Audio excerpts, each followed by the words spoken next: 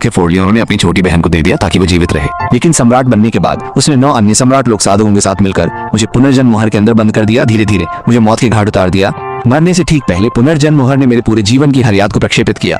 उस समय सभी धर्मी साधक पुनर्जन्म मोहर के चारों ओर इकट्ठा हो गए थे। हालांकि मैं पहले से नजर बंद था, लेकिन अब कोई भी चित्र नष्ट होते नहीं देखा तब तक कोई भी नहीं बैठ सकता था। आखिरकार मैं दुनिया का एकमात्र स्वर्ग पृथ्वी सर्वोच्च साधक था। तभी एक आदमी आगे आया और बोला, पुनर्जन्म की मोहर एक प्राचीन दैविक कलाकृति है, इसे 3 दिन दें और ये उसे पूरी तरह से निखार देगी। वो आदमी राइटर्स अलायंस का नेता वांग तांग था। उसके चुपके से किए गए हमले की वजह से मैं पुनर्जन्म की मोहर के अंदर कैद हो गया था। जैसे ही वांग टोंग ने बोलना खत्म किया, मोहर के अंदर मेरा शरीर धीरे धीरे टूटने लगा।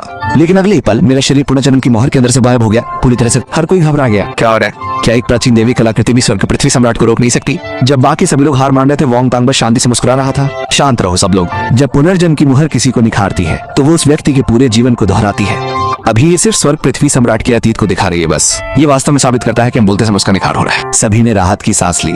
इस बीच में अभी इस शरीर में आया था। मुझे लगा कि स्वर्ग पृथ्वी से आनंद लो, कि मैं बस इसका आनंद। लेकिन सभी मेमोरी फ्रैगमेंट को मर्ज करने के बाद मैं बिल्कुल दंग रह गया। मुझे चुने हुए व्यक्ति और उसके धर्मी गठबंधन ने पुनर्जन्म की मोहर के अंदर बंद कर दिया था। 3 दिन और मैं पूरी तरह से मिट जाऊंगा। ये सचमुच सबसे खराब शुरुआती हाथ था। मुझे मर्ज किए गए मेमोरी फ्रैगमेंट को तेजी से देखना था और बाहर निकलना तक हो जाता। पुनर्जन्म की मोहर के बाहर वांग शांत भाव से कहा, क्यों नहीं हम सब इस मौके का फायदा उठाकर देखें कि स्वर्ग पृथ्वी सम्राट ने वास्तव में क्या गंदा काम किया है। बहुत सारे लोग बोर्ड पर थे, लेकिन उस समय निंगबिंग बर्फ की महारानी जाने वाली थी। 3 दिन बाद वापस आने की योजना बना रही थी। उसका नाम निंगबिंग था, जो स्वर्ग पृथ्वी सम्राट की अपनी छोटी बहन थी। वांग टोंग मुस्कुराया और कहा, निंग तुम्हें ये सब देखना चाहिए।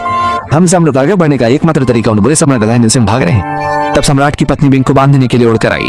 छोटी बहन बस देखो, मैं तुम्हारे साथ देखूंगी। वांग तांग की बात सही है, ये दुस्वप्न हमें काफी समय से सता रहा है। अब इसका सामना करने का समय आ गया है। वांग तांग की आंखें जल उठी जब उसने उन दोनों को देखा, फिर अपनी